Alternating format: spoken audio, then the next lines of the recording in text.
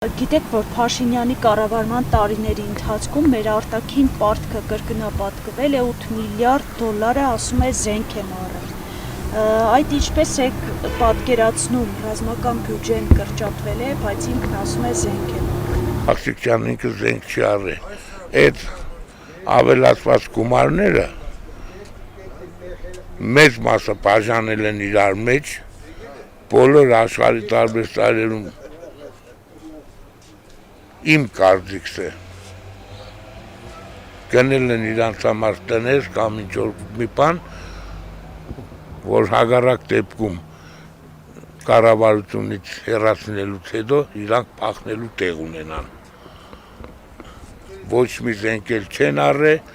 շուտ խոսալով մանկ ու կան, ժողովրդին խաբելով մանկ ու կան։ Այդքան միլիարդներ եկավ, ինչ էր դրին Երևանին ավտոբուս առան, բան առան։ Այդ ավտոբուս առնելու տեղը թող զենք առնեին, որ այսօրվա օրն է զենք ունենան, որ գիտենանք ձերներս զենքա կառվին, գում համար կառվին։ Դրա համար պետք է կոմիսիան նստի նայել ինչ է եղել փողերը։ Ով կուզե եղնի, պետք է դոնք դադվին, եթե կերել են, զենք չեն առել։ Մեր ռազմական բյուջեն կրճատենք է, որովհետև հաշվին մենք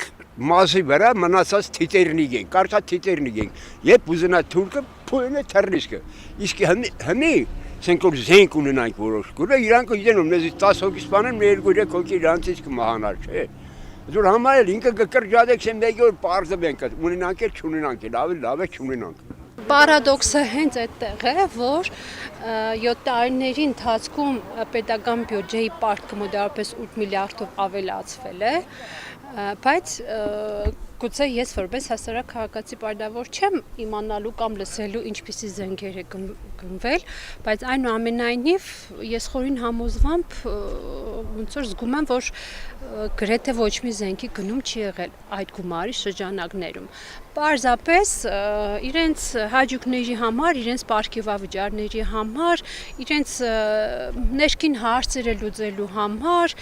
իրենց կյանքը բարվոք դարձնելու համար, բավականին մեծ կապիտալ ձեռք բերելու համար այդ գումարը պարզապես ստացել են արևմուտքից, թե որտեղից են, չգիտեմ, այդ պարկը